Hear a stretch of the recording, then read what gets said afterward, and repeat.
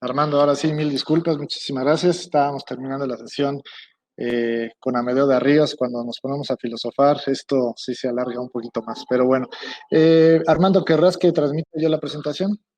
Sí, Perfecto. Bueno, sí, me dijeron que sí. La verdad es que tú me indicas, ¿eh?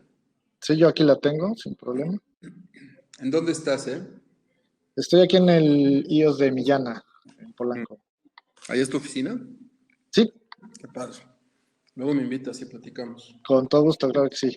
¿Cómo te ha ido en el evento?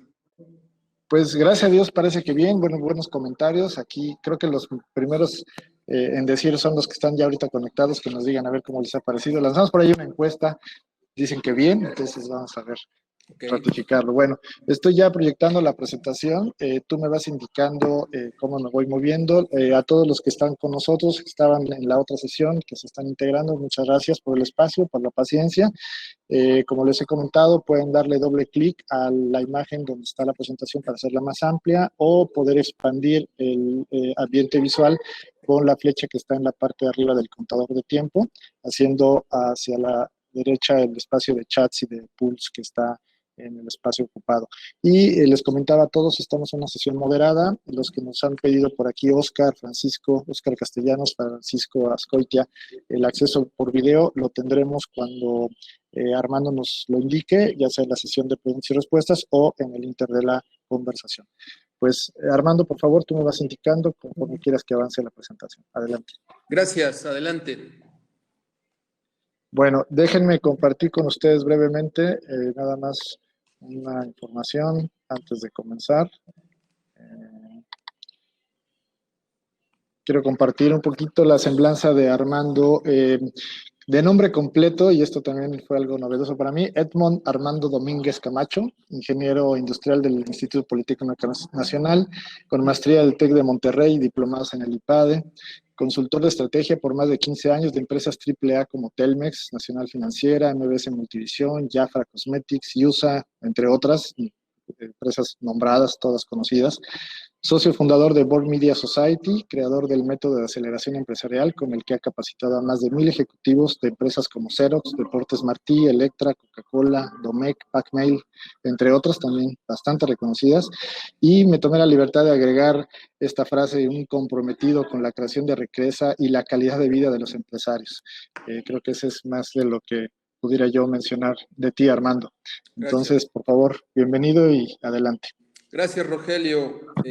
Un placer estar acá en tu evento. Muchas gracias por invitarme. Gracias a todos los que se tomaron un tiempo para estar hoy acá con nosotros.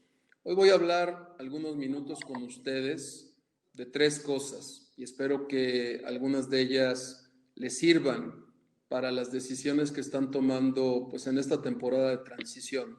Siempre me gusta iniciar con esta pregunta que aparece en pantalla, y es que en mi diario acontecer yo me dedico fundamentalmente, soy consejero, practico el término de consejería independiente y estoy en varios consejos de administración de empresas medianas, adicionalmente de los 300 directores con los que hablamos mensualmente en BM Digital Society.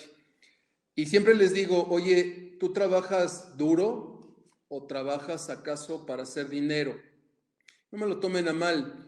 Yo soy de los que pienso que las empresas estamos hechas para brindar pues, un beneficio social, es decir, para que la gente que trabaja con nosotros tenga buen desarrollo, tenga buenos sueldos, buenas capacitaciones, buenos climas organizacionales, que nuestros clientes estén contentos, en fin, las empresas son hechas desde mi punto de vista para el desarrollo de la sociedad, pero para que eso ocurra, afortunada o desgraciadamente, alguien en la empresa necesita generar la riqueza para que eso suceda.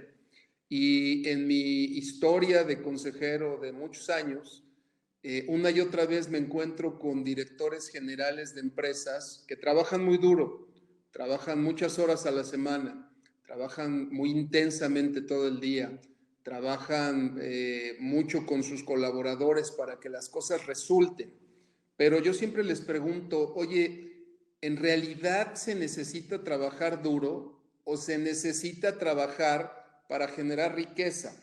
Y es que desde mi punto de vista, ahora con el COVID-19 pues, encima de nosotros, hoy uno de los grandes aprendizajes que el COVID nos debe de haber dejado es que los negocios deben de estar diseñados para generar riqueza. Los negocios no deben de estar diseñados para generar crecimiento de ventas, ni siquiera deben de estar diseñados para tener utilidades contables registradas en el estado de resultados y clientes satisfechos y largas horas de trabajo. No, los negocios hoy deben de estar hechos para generar grandes cantidades de flujo de efectivo excedente. ¿Para qué necesita una empresa flujo de efectivo excedente? Bueno, hoy en medio del COVID hubiera quedado claro para qué. Para tener una sobrevivencia más liviana, más ligera, más afable. Pero los negocios deben de estar hechos para generar flujos de efectivo excedentes, básicamente para dos cosas. Uno, para la reinversión que se necesita hacer en la generación de nuevas cosas y obtener continuidad a lo largo del tiempo. Y otra, para pagar los dividendos a los accionistas que han tomado el riesgo. Los accionistas toman riesgo de muchos sabores que a veces no se dan cuenta. Los accionistas toman riesgos legales, fiscales, laborales, operativos, comerciales, y ponen en la mayoría de las empresas medianas, ponen consciente o inconscientemente su patrimonio en el proyecto empresarial donde están. Y yo veo después de 15 o 20 años empresarios descapitalizados. ¿Y por qué ocurre esto? Básicamente por falsas creencias. Y una de ellas es, oye Armando, es que hay épocas donde hay que dejar todo en el negocio y reinvertir y reinvertir y reinvertir, y habrá pues algunas buenas épocas donde se puede recoger el dinero. Eso, mis amigos, es un error, es una falsa creencia. Los negocios se ponen para hacer riqueza. Por eso me gusta siempre empezar pues con esta pregunta en las pláticas que yo doy. Ahora, voy a hablar de tres cosas con ustedes y que espero de verdad que sirvan en esta época del COVID, donde todo el mundo estamos pues planeando o pensando qué hacer para salir del COVID. La primera de ellas, les voy a explicar un concepto que yo he denominado el changarro. Después voy a explicarles cómo salir de un changarro. Básicamente dos conceptos importantes. Se habla de que una de las cosas para salir del COVID bien librado es reestructurar, reanalizar o rediseñar tu estrategia. Podríamos hablar todo un día de estrategia o tal vez más. Yo les voy a dar el fundamento básico en el pensamiento estratégico de cada una de sus empresas, desde mi recomendación, lo que deben de observar. Y el tercer concepto es la economía de escala. Este es un concepto en la estructura financiera de cualquier negocio que es muy importante para aprender a generar riqueza, y más hoy en día que la riqueza de muchos negocios pequeños y medianos se ha extinguido.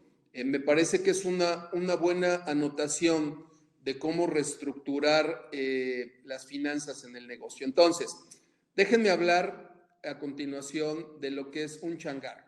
Les voy a presentar en la siguiente lámina la historia de la evolución de cualquier empresa pequeña, mediana y después grande.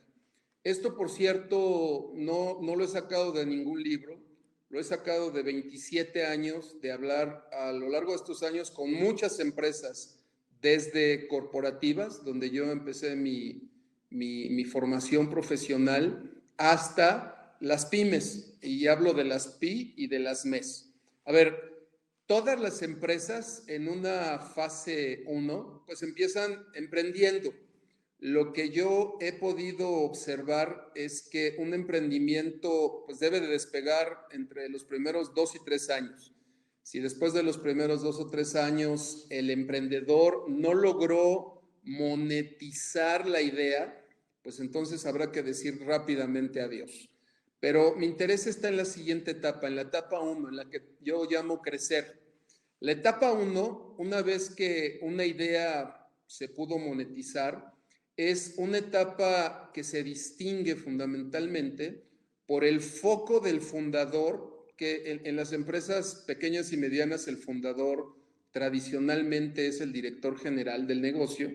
Entonces, en esta etapa, el foco del fundador está 100% metida en el crecimiento del negocio. Ahora, en esta etapa también hay falsas creencias. La más importante que hereda de la etapa previa de emprendimiento es que el negocio debe de ser dirigido por el fundador. Entonces, las empresas pequeñas y medianas, por alguna falsa creencia, el que fundó la idea, el que diseñó inicialmente el producto o el servicio, es el que la opera. Y no necesariamente es el mejor para hacer la operación de crecimiento. Sin embargo, esto sucede en 9 de cada 10 proyectos empresariales. Pero el otro gran tema, y también es una falsa creencia, es que en esta etapa los empresarios nos enfocamos en crecer las ventas del negocio. Y es que, miren, una forma fácil de entender esto es que si un negocio en esta fase de crecimiento un año vende 30 millones de pesos al año, ¿no? 30 millones de pesos de ventas al año, y el siguiente año vende 60 millones, por naturaleza, la primera clasificación o calificación que podemos dar al negocio es un negocio exitoso, duplicó su tamaño de un año a otro. Y si esto sucede en un porcentaje, cualquiera que esto sea, a lo largo de los años, los empresarios que van creciendo las ventas año con año tienen esta falsa sensación de que van por el camino correcto, de que van dirigidos hacia el éxito. Y esto no necesariamente es cierto, es más, en muchas de las ocasiones esto es falso. Y les voy a explicar qué sucede. En un negocio, y muchos de ustedes lo deben de entender perfectamente si son empresarios, en un negocio cuando estás en etapa 1, en la fase inicial, pues si sabes si pudiste haber hecho un buen producto o un servicio, y si sabes vender más o menos bien, es lo único que necesitas. Y con esto te arrancas al crecimiento en los siguientes años. Pero si tienes suerte y sigues creciendo por 5, 6, 7 años consecutivamente, después de algunos pocos años, los negocios, todos los negocios, empiezan a tener requerimientos que son distintos a la capacidad de vender del dueño y a la capacidad de tener un buen producto o un servicio. ¿A qué me refiero? Después de algunos años, un negocio que crece contrata gente y entonces ahora tienes requerimientos laborales. Tienes que saber cómo contratar, tienes que saber cómo entrevistar, tienes que saber cómo pagar, tienes que saber el tema de cómo cubrir los requerimientos legales con terceros laborales. Si sigues creciendo, pues también tienes requerimientos fiscales, tienes requerimientos de estructura legal de tu negocio. Un poco más adelante tienes requerimientos de mercadotecnia, de digitalización, de operaciones, de climas organizacionales, de desarrollo de las personas, en fin. Esto por naturaleza supera las capacidades de cualquier fundador. Por naturaleza esto es lo que pasa. Y sin embargo, aunque esto sucede por alguna falsa creencia, los fundadores tomamos el control y la rienda de todas las decisiones alrededor de todos estos nuevos requerimientos. Eso lo que origina es lo que yo he denominado con el tiempo changarrizar tu negocio. Es decir, si los requerimientos del crecimiento de tu negocio superan a tus capacidades personales en tiempo, forma, conocimiento, experiencia, capacidad financiera, en todo, entonces lo que tú empiezas a tener es un changarro. ¿Qué es un changarro? Es un negocio que tiene ciertos síntomas de falta de valor. Cuando el dueño empieza a manejar el changarro, en realidad deja de enfocarse a crecer las ventas y empieza a hacer lo que se denomina micromanagement. Empieza a tratar de resolver todos los problemas sin fin dentro de la organización. En la siguiente lámina les explico algunos de los síntomas más importantes de los changarros, porque me preguntan, Armando, ¿cómo sé si ya estoy en etapa de changarro? Y yo les digo, mira, en esencia un changarro nunca debería de aparecer en tu vida empresarial, pero si tienes algunos de estos síntomas, extinción de la generación de riqueza, por cierto, ¿qué es riqueza en un negocio? Pongámonos claros, riqueza es el flujo de efectivo libre de los requerimientos de operación, es decir, es el flujo de efectivo excedente a lo que te pide la operación. Tú vendes, cobras, pagas todo lo que tienes que pagar y te debe de sobrar dinero. Eso es riqueza. Entonces, hay muchas empresas que para mí ya extinguieron, es decir, ya se murieron. No me refiero a que tengan que haber cerrado operaciones. No. Hay muchas empresas que desde hace años ya no generan riqueza. Entonces, ¿qué generan? Yo les llamo entretenimiento. Es decir, venden, cobran, pagan, gestionan, almacenan, distribuyen, pero no hay riqueza. ¿Cuáles son los síntomas de un changarro? Bueno, estos que pongo aquí normalmente tratan de vender todo a todos los que se pueda. Su producto termina obsoletizándose, perdiendo relevancia para los clientes. El fenómeno tan clásico donde un director me dice, oye Armando, mis gerentes ya no dan el ancho. No, ¿cómo van a dar el ancho si no son gerentes? Son ayudantes tuyos en un changarro. Los temas de excesivas horas de trabajo, los temas de estrés, de micromanagement del dueño, de urgencia y sobre todo los horribles síntomas de la administración de la escasez. ¿A qué me refiero con escasez? A escasez de la riqueza. Oiga, jefe, tenemos que contratar mejor. No tengo dinero para dar mejores sueldos. No tengo dinero para abrir una nueva tienda. No tengo dinero para invertir en mercadotecnia. No tengo dinero. Todo mundo tiene algún amigo que pueda tener un changarro. Ahora, los changarros no necesariamente tienen que ser negocios chicos. Hay changarros de 1,000 millones de pesos de ventas al año, ni tienen que ser negocios jóvenes. Yo conozco changarros de 25 años de operación, el dueño nunca le han dicho lo que es un changarro y entonces el señor se ha dedicado a hacer un changarro. Armando, para terminar este concepto de la changarrización, ¿qué se debe de hacer para deschangarrizar un negocio? Muy fácil, profesionalizarlo. Hoy no voy a hablar del tema de la profesionalización, lo único que voy a decir es, un negocio profesionalizado fundamentalmente se enfoca en dos cosas. El changarro se enfoca en crecer las ventas.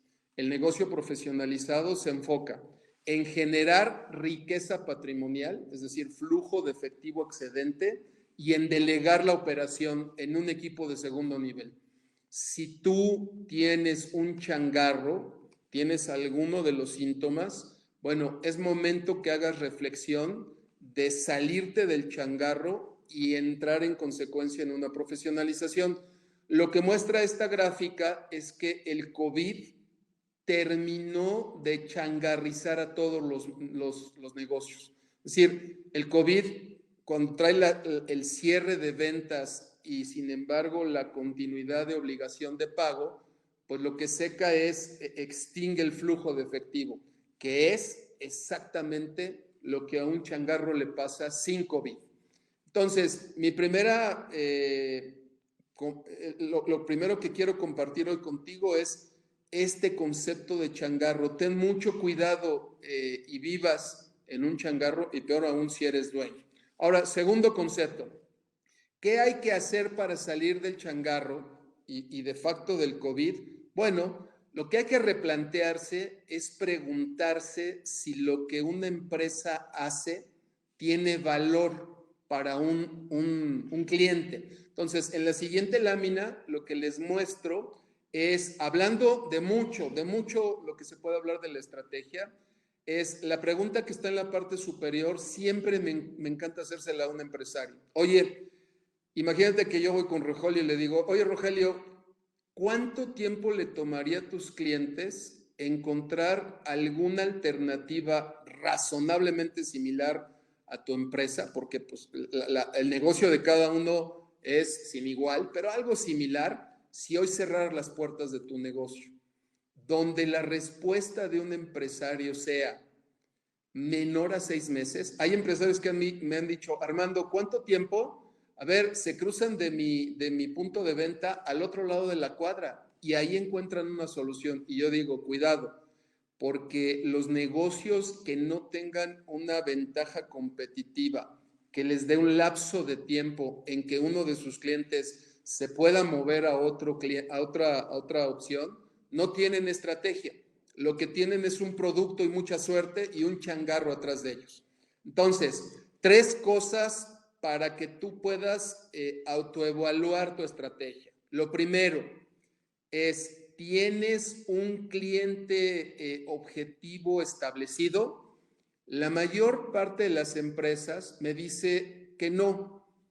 Pongo el ejemplo de un amigo mío que tiene una empresa de restaurantes, 60 puntos de venta en la Ciudad de México, y le digo, ¿quién es tu cliente? Y me dice, desde los niños de 4 años hasta los niños de 80 años. Todos son mis clientes, Armando. Y le digo, qué changarrote tienes. ¿Por qué, Armando? Porque el día que suban las ventas o que bajen las ventas, no vas a saber por qué. Los clientes van a ti por coyunturalmente alguna razón. No tienes ninguna razón donde apretar o hacerte diferente. ¿Quién sí lo tiene? Y por eso pongo en esta primera reflexión la foto de McDonald's. McDonald's tiene claramente el perfil del cliente. Son esos jovencitos, niños de entre 4 y 10 años. Y McDonald's está hecha la estrategia para dar un valor a ese cliente. No obstante que cualquiera de ustedes, Rogelio y yo, podemos ir a McDonald's, McDonald's no piensa en nosotros. Es más, yo me he atrevido a decir varias veces que la hamburguesa de McDonald's es la mejor hamburguesa del mundo. Claro, el que me escucha puede decir que estoy mal, que tengo un mal criterio, pero lo digo desde la siguiente perspectiva. McDonald's no quiso hacer la mejor hamburguesa del mundo, la mejor hamburguesa de la categoría. Solo quiso hacer la mejor hamburguesa para el cliente objetivo que definió. Eso le ha traído le ha eliminado muchos problemas de costo, de operación a McDonald's y ha podido hacer un negocio muy exitoso, hablando de riqueza y de expansión durante muchos años. Yo te pregunto a ti, ¿tú tienes un cliente objetivo definido como McDonald's? Primera reflexión. Segunda, la solución que le entregues a los clientes debe de ser relevante. Tú imagínate que vas a un cine y que este cine, esta plaza, este centro donde hay varias salas de cine, solo tuviera 10 películas en el año, solo 10. Tú ves la primera, la segunda, la cuarta, la novena, la 10ª y ahí se terminó la relevancia del cine. Tal vez las hubieras visto en un mes, en 10 días diferentes de un mes. No vuelves a ir al cine. La mayor parte de las estrategias de las empresas no tiene relevancia continua. ¿Cuál es la relevancia de una empresa? Es aquello que hace que el cliente vaya una y otra vez y repetidamente vaya a tu negocio. En McDonald's se llama la cajita feliz. Tu empresa tiene una cajita feliz que hace que tus clientes se formen en fila para pedir acceso, porque si no lo tienen, es posible que seas dueño de un changarro. La ilustración que pongo ahí es de esta empresa que se llama Construye un Oso. Hace algunos años llegó a México y es tan exitosa en términos de generar riqueza que un oso de peluche que tú consigues en Sanborns ya caro, en 300 pesos, estos amigos traen un ticket promedio de casi 900 pesos por oso. Investiga el caso. Y tercero, por supuesto, no solo hay que tener un cliente bien identificado, no solo hay que tener una estrategia relevante que haga que los clientes vayan todos los meses contigo, sino hay que saber que una cosa es que les ofrezcas valor, les generes valor, y otra muy diferente es que tú captures valor. ¿A qué me refiero? Hay muchas empresas que entregan un buen producto, un buen servicio, que tienen muchos años en el mercado, que los clientes hablan muy bien de ellas y que sin embargo por cada peso de venta no generan riqueza, ni siquiera un centavo. Y entonces la estrategia está mal hecha. Solo como dato de cultura empresarial, el costo en México de una taza de café de las tradicionales de Starbucks, incluyendo el vaso, la tapa del vaso y el forro del café de Starbucks, ronda más o menos en los 4 pesos con 20 centavos. Ustedes dirán, si no generan riqueza estos señores, con el precio, yo no sé, pero de repente tengo una hija que es cliente afiliada, ya debería ser socia minoritaria de esta cadena y creo que cuesta 50 o 55 pesos cada taza de café. Entonces, 3 reflexiones para ti. ¿Cuánto tiempo se tardan tus clientes en darse la vuelta? Si tu respuesta es menor a 6 meses, puede ser que tengas un changarro. Si no tienes un cliente objetivo, si no tienes la relevancia de un cine, la relevancia de un cine es que todos los meses te cambia películas y por eso la gente sigue yendo. Y no tienes una captura de riqueza por cada peso que vendas. Y yo a mis clientes en México les digo, mira, si cada peso de ventas a ti no te deja 25 centavos o más en la bolsa, ya como un flujo de efectivo excedente, es posible que estemos hablando de un changar. Un último concepto de estrategia en la siguiente lámina que hoy comparto para ti y esperando que pues, te sirvan de reflexiones los conceptos que estoy hablando. Es esto que se llama activo estratégico. Déjame empezar con un ejemplo rápido que no está en la lámina. Todos conocen a Bimbo. El activo estratégico de Bimbo es su capacidad de distribución, no su portafolio de producto. Me parece que este ejemplo queda claro para todos. Es decir, Bimbo puede cambiar 1 o 2 productos y meter otros y hacerlos más chicos, más grandes, qué sé yo. Ese no es el valor de la estrategia de Bimbo.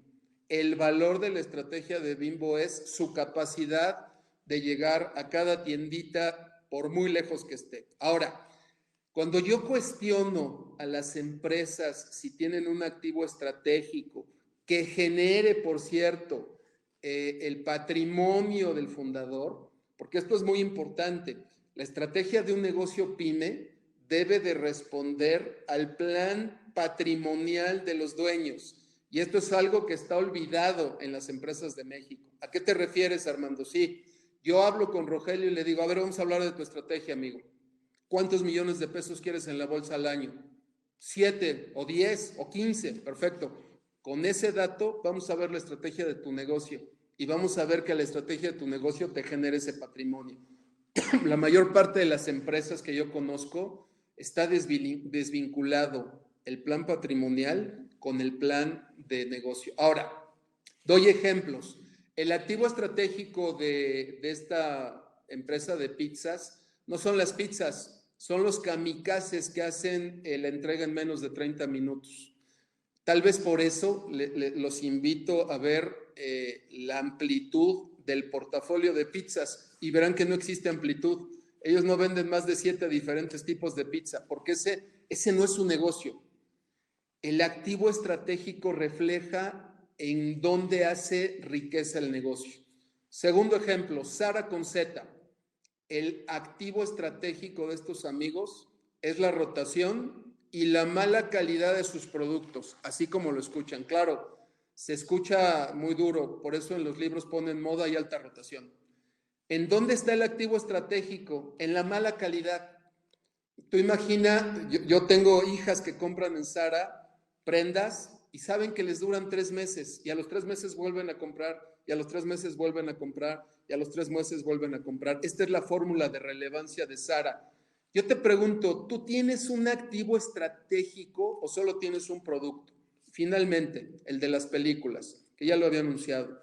El activo estratégico es este fenómeno que hace que la gente vuelva una y otra vez, que es en inicio, las películas, tiene una altísima rotación de películas y en segundo, la experiencia que tiene el cine. Con esto termino la reflexión de 4 conceptos que te recomiendo hoy, saliendo del COVID, que reflexiones si tu empresa tiene o no estos conceptos. Y es que mira, durante muchos años hubo crecimiento de changarros en México sin estos elementos de estrategia. Hoy, después del COVID, los que sigan con estas deficiencias van a sufrir mucho de aquí a diciembre, porque hay empresas que están haciendo reestructuras completas de estrategia sin miedo. Entonces yo te recomiendo que si estás preguntando qué debo de checar de mi estrategia, ya te di 4 tips. Y finalmente, por supuesto que esta tarde hablo de riqueza con ustedes. Voy a hablar de un modelo básicamente de un análisis rápido que puedes saliendo hoy de aquí, ir a ver tus números y generar riqueza. Se llama economía de escala. A ver, imagina un ejemplo de una empresa, en la parte superior dice ventas, que vende 1000. Esta empresa antes del COVID vendía 1000, tenía costos variables de 400, costos y gastos fijos de 500, y entonces 1000 menos 400 menos 500 tenía una utilidad de 100. Podríamos decir que tal vez es el cierre del 2019. Ahora, fíjate bien, con el solo subir el 50% de ventas, es decir, de 1000 a 1500, si le vas picando, Rodolfo, por favor, vean lo que pasa con los costos variables. Los costos variables pues pueden subir cuando mucho a 600, es decir, 50%. ¿Cuánto subirán los costos fijos en este ejemplo que te estoy poniendo? Y la respuesta es 0, porque son costos fijos. ¿Y cuánto subirá la utilidad? Y la respuesta es 4 veces. Este es el efecto de lo que se llama economía de escala. Esto lo debería de saber hacer tu gerente de finanzas, pero yo te voy a dar la respuesta para que no llegues a regañarlo. Este es un concepto de economía. Regrésate tantito nada más, por favor. Este es un conocimiento de las materias de economía. Y tu contador o tu gerente financiero, si vas y le dices, oye, ¿por qué no me has hecho economía de escala en mi empresa? Te dice, es que yo estudié finanzas y administración y las materias de economía nunca les puse caso. Ojo, esto es muy importante que regreses a hacerlo en tu empresa. Ahora, déjame enseñarte rápidamente un ejemplo. Gracias, Rogelio.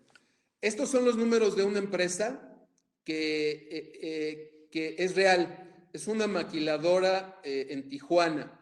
Estos son los resultados de 3 años, el año 1, el año 2 y el año 3. Te voy a decir rápidamente dónde te enfoques. Subieron cada año, hicieron un contrato con una empresa americana que les prometió duplicar las ventas cada año y lo hizo. Del año 1 al año 2, de 1,200 millones a 2,400 y de 2,400 a 3,600.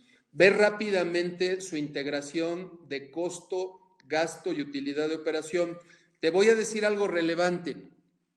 Fíjate cómo subió el costo. El costo siempre fue el 50% de las ventas y el gasto fue el 25% de las ventas. Y la utilidad fue el 25% de las ventas. Cuando yo llegué con esta empresa, son 2 hermanas las dueñas. Y la financiera, yo le cuestioné, oye, ¿por qué no hiciste economía de escala? Me dijo, Armando, no sé qué es eso de economía de escala. A nosotros nos interesan los números absolutos. Le dije, oye, el 25% en 3 años consecutivos no es bueno. Me dijo, Armando, no es lo mismo 25% de 1,200 millones de ventas que el 25% de 3,600 millones de ventas. Por Dios, ganábamos 300 millones en el año 1 y 900 millones en el año 3. Le dije, tienes un changarro. Pongo solamente como dato abajo el requerimiento de lo que se llama capital de trabajo, es decir, el dinero que la empresa tenía que poner para pagar inventarios y cuentas por cobrar, menos las cuentas por pagar. Si te das cuenta, tenían un changarro. En el primer año los 300 millones de utilidad no le alcanzaban para cubrir los 400 de requerimiento de dinero. Tenían un pasivo por 100. En el tercer año, aunque ganaron 900 millones, se apalancaron con 300 millones. Entonces yo hablé con las hermanas y les dije, ¿qué onda con ustedes? O sea, entre más venden, más se apalancan y menos ganan. Y me dijeron, por eso te llamamos. Entonces les dije, ok, vamos a hacer economía de escala. ¿Qué hubiera pasado con su negocio si hubieran hecho economía de escala? Vamos al siguiente, la lámina. Ahora, esta lámina, la última, la traigo pensando en esta empresa metida en el COVID. Ustedes imagínense que en el 2018 es el primer año de esta empresa. vendieron 1,200 millones, ganaron 300, pero requerían 400 para inventarios y cuentas por cobrar. Estaban apalancadas con 100. En el 2019 doblaron sus ventas, vendieron de 1,200 millones a 2,400 millones. Ganaron 840 millones de pesos y requirieron 700. Ah, caray, ¿qué pasó? Veamos el concepto de economía de escala. Déjenme darles algo antes de regresar al número.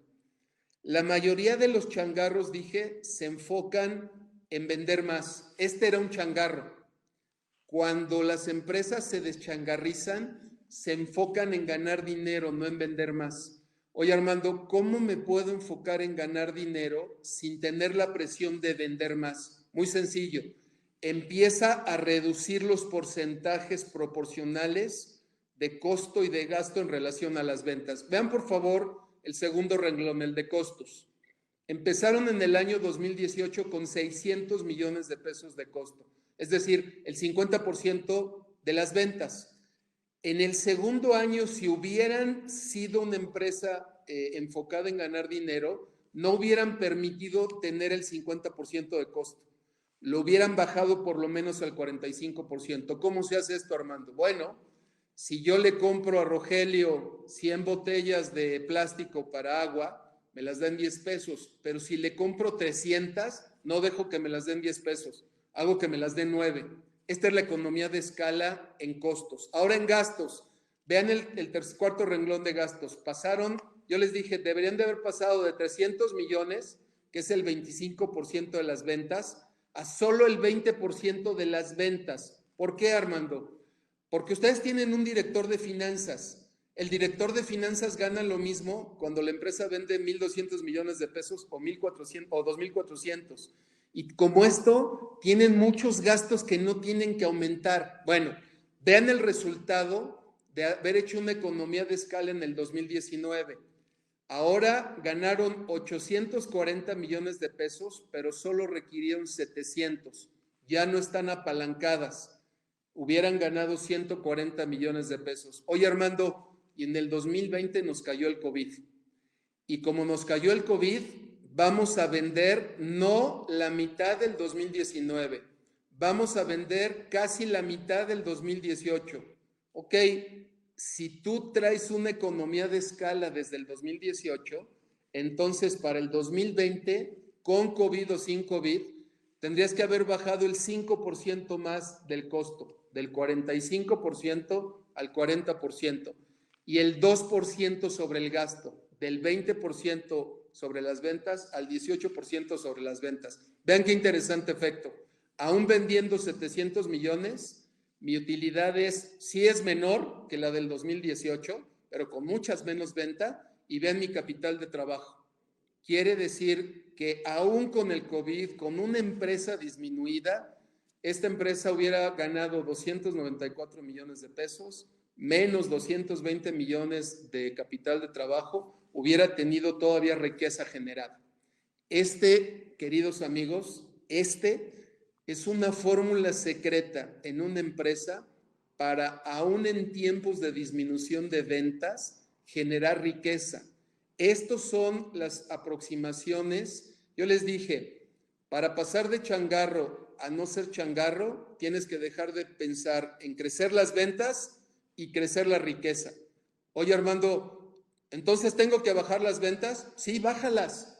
No importa, baja las ventas, pero haz ventas buenas y ten una estructura financiera adecuada para las ventas.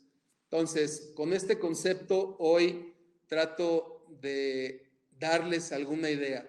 3 conceptos para terminar. 1, ten mucho cuidado si llegaste al COVID siendo propietario de un changarro, pero ten mucho más cuidado si estás planeando salir del COVID siendo propietario de un changarro. Segundo, Armando, ¿qué hago rápidamente para salir del COVID sin ser changarro? 1, revisa que tu estrategia deja de vender a diferentes nichos, a diferentes segmentos, diferentes líneas de producto.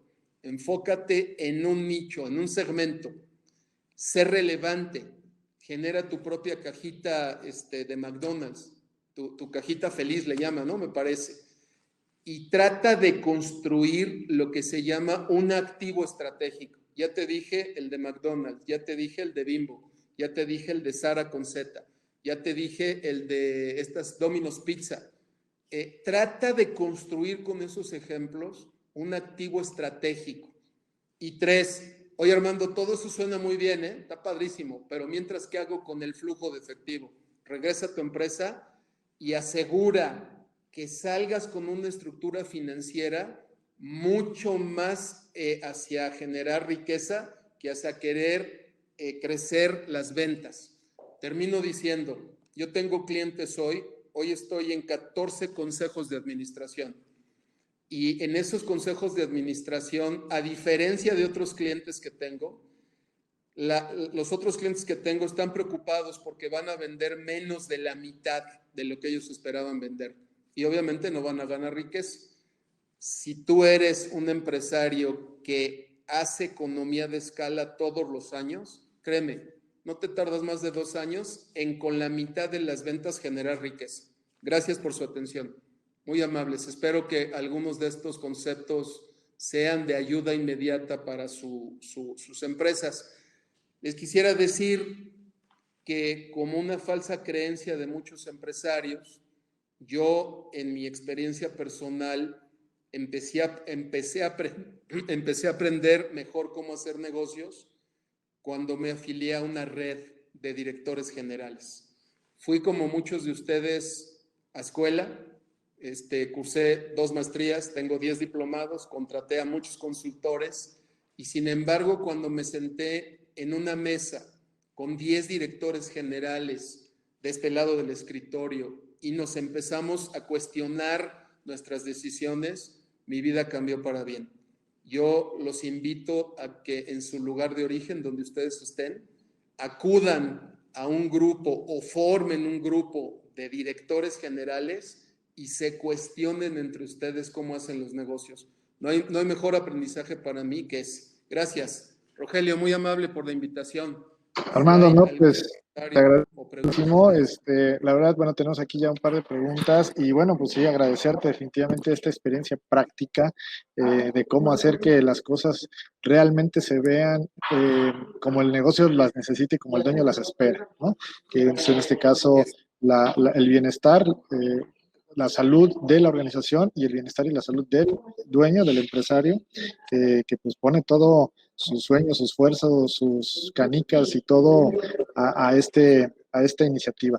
Y por el otro lado, pues lo que tú decías, ¿no? La calidad de vida del empresario pues también tiene que estar soportada por este ecosistema del bienestar y la riqueza. Pues mira, quisiera empezar con una pregunta y aquí voy a abrir el espacio a las personas. Lucía Ario nos hizo la petición de hacer una sesión por llamada, le voy a abrir el espacio, igual que Francisco Acoitia y a Oscar Castellanos, por si desean hacer alguna pregunta en vivo, pero tenemos una pregunta ya de aplicación específica, donde nos dice Rodrigo Elorza, que de hecho igual puedes leerla, dice, el intermediario en el sector asegurador, ¿lo ves como un negocio? Y si es así, puede llegar a changarrizarse. ¿Cómo salimos de esa situación? Sí, con mucho gusto, Rodrigo. Gracias por tu pregunta. Por supuesto que el intermediario de negocio de seguros es un negocio. 2, por supuesto que está changarrizado. ¿Por qué está changarrizado? Porque depende de un tercero. Los intermediarios que dependan específicamente de la pichada que mande la empresa de seguros, no tengo duda, Rodrigo, estás trabajando en un changarro, si es ese tu caso, y la manera de darte cuenta es que es posible que subas las ventas y no generes riqueza. Ahora, ¿cómo puedes salir de esta? Lo que te diría es, tienes que generar estos conceptos que te dije en tu intermediación. Es decir, yo no sé si una empresa vende 10 tipos de pólizas y te influye o te invita a que vendas a todo mundo. Eso no lo hagas. Te puedes concentrar en un segmento. Yo tengo un amigo que es intermediario y fue futbolista profesional hace 22 años. Cuando salió del fútbol puso su promotoría y se dedicó específicamente a vender a jugadores de fútbol profesional y no sabes lo bien que le ha ido. ¿Por qué? Porque con base en ese nicho empezó a seleccionar cosas de los seguros que le podían servir y él trajo todavía otras prestaciones que no dan los seguros a ese nicho. Ahí está mi respuesta. Espero que te sirva, Rodrigo. Sí, en efecto, sí, esto de los intermediarios. De hecho, él mismo pregunta más adelante, ¿recomiendas los seguros para la estrategia de economía de escala para una empresa? Ahí no entendí bien la pregunta, no sé si nos quieras aclarar, Rodrigo, o Sí, participar en a ver, audio. Rodrigo, yo te podría decir, Rodrigo, yo tengo un agente de seguros que después de conocer como a 20 en mi vida, con él llevo como 11 años. Y lo recomiendo mucho porque más que vender una póliza de seguros, lo que él hace con los clientes, sobre todo con los empresariales, él les propone economía de escala. Entonces, no sé cómo le haga atrás, pero te da cada año mejor cobertura con menor cuota hacia el cliente. O sea, los clientes pagamos menos cada año con él y la cobertura sigue subiendo. Lo que veo que hace es un champurrado de varias empresas, varias pólizas, pero nos hace economía de escala cada año. Por eso está con varios empresarios. Gracias, Armando. Pues bueno, aquí está la respuesta y por aquí tenemos Lisette Benavides que nos comentaba que si un emprendimiento puede changarrizarse, bueno, no sé si quieres contestar, en la lámina que explicabas es parte de la evolución, pero adelante, Armando. Sí, un emprendimiento por naturaleza nace changarrizado, porque a un emprendimiento no le pones todo esto. El problema es que cuando sales del emprendimiento y entras a la primera fase, no te des cuenta. Y entonces, desde el origen, termina changarrizado. Entonces, sí, ten cuidado de que el emprendimiento nazca. Por ejemplo, un factor de changarrización del emprendimiento, y son falsas creencias, es que el que tiene la idea lo tiene que operar. Y eso no es cierto. Si Rogelio y yo quisiéramos poner hoy un restaurante, por supuesto que yo le diría a Rogelio, oye, vamos a ponerlo padrísimo, socio. Pero ¿sabes qué, partner? Vamos a contratar a alguien que sepa de restaurantes, no tú y yo. Y los emprendedores, no sé por qué razón, tienen la falsa creencia de que su idea la emprenden ellos, porque si no, no son emprendedores. Ahí está mi comentario. Bien. También tenemos aquí por parte de Oscar Castellanos, dice, en momentos complicados como el que estamos viviendo pueden haber oportunidades de negocio importantes. ¿Qué opiniones tienes en iniciar un negocio en esta época con esta nueva normalidad bajo la premisa de que los trámites administrativos no están al 100%? ¿Qué perspectiva tienes? Bueno, yo te contestaría que por supuesto, como dicen, y yo creo en eso, cada crisis trae oportunidades. De facto te diría que muchos de mis clientes estamos cerrando su negocio y reabriéndolo, pero en otra manera. Mencioné rápidamente a un cliente mío, un restaurantero, y lo que estamos haciendo es de sus 50, 60 sucursales, irnos como a 32 nada más. Y estamos creciendo, pero dramáticamente y de manera acelerada, el negocio que le llaman el Black Kitchen con entrega. Entonces, sí, por supuesto que hoy es momento de reinventarse y de hacer negocios aún a partir de tu negocio.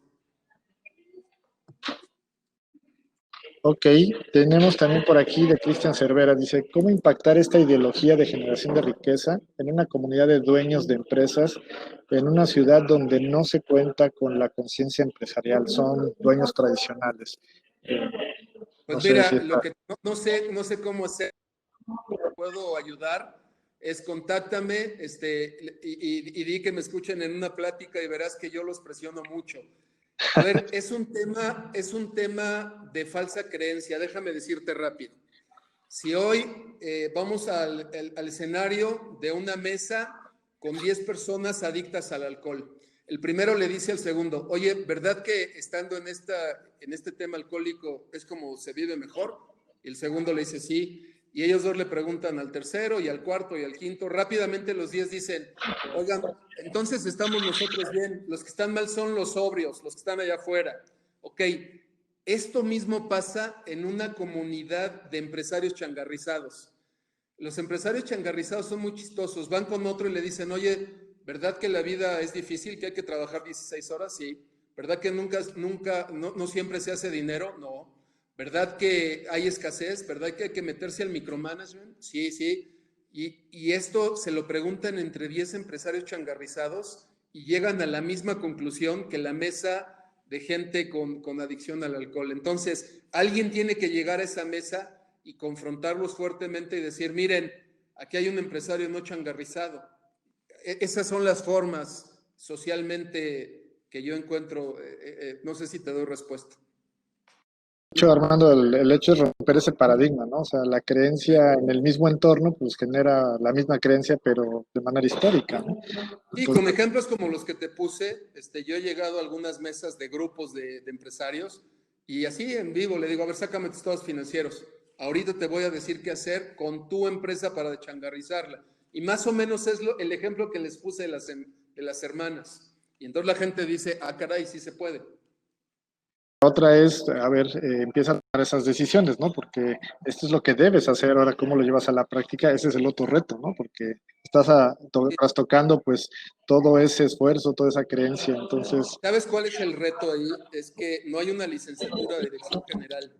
Entonces, todos los que llegamos a la dirección general de nuestros negocios, pues nadie nos enseñó. Sí, Entonces, como no hay una escuela de dirección general, sí, pues esa ese es el gran reto. tumbo y porrazo y hasta Yes. que querramos escuchar a alguien más, porque si no tampoco. Yes. Muy bien, pues Armando, Bueno, yo creo que ha sido una charla excepcional, la verdad es que totalmente gracias. congruente con lo que pues mucha gente nos ha estado compartiendo del qué podríamos hacer en la práctica, y esto es totalmente práctico, totalmente concreto, y el reto es llevarlo a la práctica, exactamente, ¿no? Entonces, Gracias a todos. pues chicos, Gracias. les agradezco mucho su espacio. No sé si haya alguna otra pregunta, algún otro comentario. De cualquier manera, tenemos otra por ahí de Rodrigo. No sé si le estás leyendo, Armando, unos minutitos más Sí, que dice, en tenemos. México por cultura podemos un negocio cuando lo necesitamos que vivir de ellos, pero si lo hacemos cuando no lo necesitamos podemos traer. Mira, Rodrigo, la verdad es que por cultura ponemos negocios changarrizados, ese es el tema. Entonces, Sí. yo los invito a que tomen estas reflexiones, se cuestionen y que es mejor probar que morir sin probar. Bueno, con esto termino. Rogelio, gracias por tu amable invitación. Un placer estar Excelente contigo. tarde, Armando. Mucho gusto a todos. Gracias y los seguimos viendo en el transcurso del día. Las siguientes ponencias, tenemos la siguiente con Jesús y tenemos la de networking. Por favor, acompáñennos. Tenemos otras conferencias en la tarde. Hoy es día corrido, entonces va a ser interesante. Muchísimas gracias a todos. Un abrazo, Un placer. Armando. Hasta luego. Gracias a todos.